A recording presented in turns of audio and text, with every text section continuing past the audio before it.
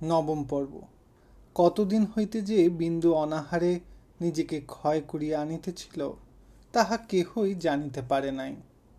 বাপের বাড়ি আসিয়া জ্বর হইল, দ্বিতীয় দিন 2-3 বার মূর্ছা হইল।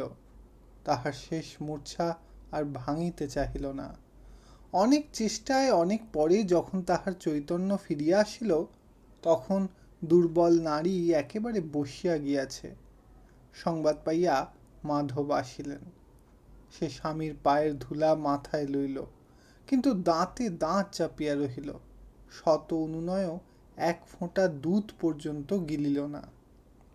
মাধব হতাশ হইয়া বলিলেন, আত্মহত্যা করছ কেন? বিন্দুর নিমিলিত চোখের কোণ বাহিয়া জল পড়িতে লাগিল। কিছুক্ষণ পরে আস্তে আস্তে বলিল, আমার সমস্ত অমূল্যর, শুধু 1,000-2 টাকা নরেনকে দিও, আর তাকে পড়িও। সে আমার অমূল্যকে ভালোবাসে। মাধব দাঁত দিয়া জোর করিয়া নিজের ঠোঁট চাপিয়া কান্না থামাইলেন। বিন্দু ইঙ্গিত করিয়া তাহাকে আরও কাছে আনিয়া চুপি চুপি বলিল, সে ছাড়া আর কেউ যেন আমাকে আগুন না দেয়। মাধব সে ধাক্কাও সামলাইয়া লইয়া কানে কানে বলিলেন, দেখবে কাউকে? বিন্দু ঘাড় নাড়িয়া বলিল, না, থাক। বিন্দুর মা আর একবার ঔষধ খাওয়াইবার চেষ্টা করিলেন।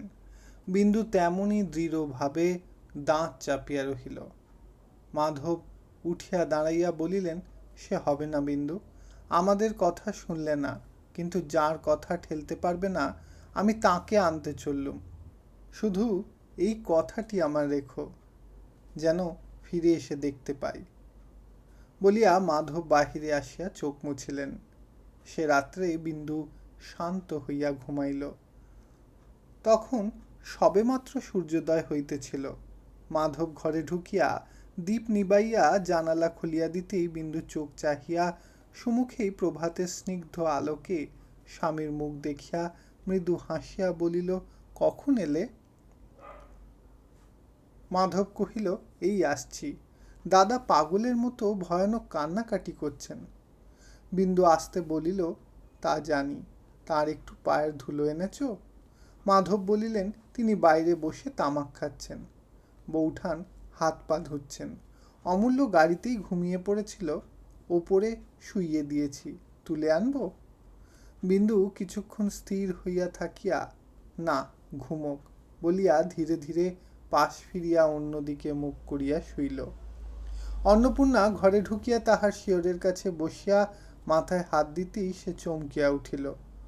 অন্নপূর্ণা মিনিট খানেক নিজেকে সংবরণ করিয়া লইয়া বলিলেন, ওষুধ খাসনি কেন রে ছোট, মরবি বলে?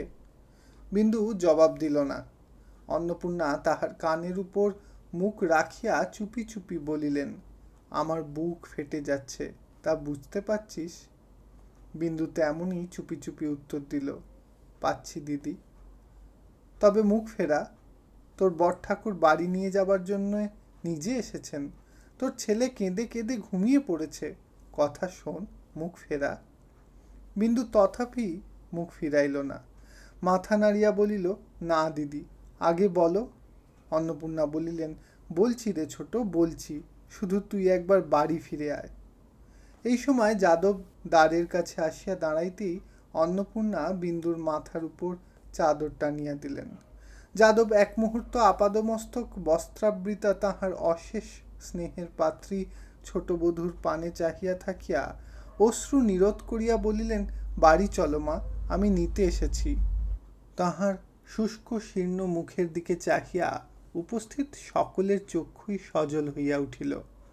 যাদব আর এক মুহূর্ত মৌন থাকিয়া বলিলেন, আর একদিন যখন এতটুকুটি ছিলে মা, তখন আমি এসে আমার সংসারে মা লক্ষ্মীকে নিয়ে গিয়েছিলাম। আবার আসতে হবে ভাবিনি। তা মা শোনো, যখন এসেছি তখন হয় সঙ্গে করে নিয়ে যাব, না হয় ও মুখও আর হব না। জানো তো মা, আমি মিথ্যে কথা বলি নে।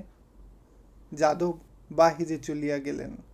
বিন্দু মুখ ফিরাইয়া বলিল, দাও দিদি, কি খেতে দেবে? আর অমূল্যকে আমার কাছে শুইয়ে দিয়ে তোমরা সবাই বাইরে গিয়ে বিশ্রাম করো গে। আর ভয় নেই, আমি মরব না।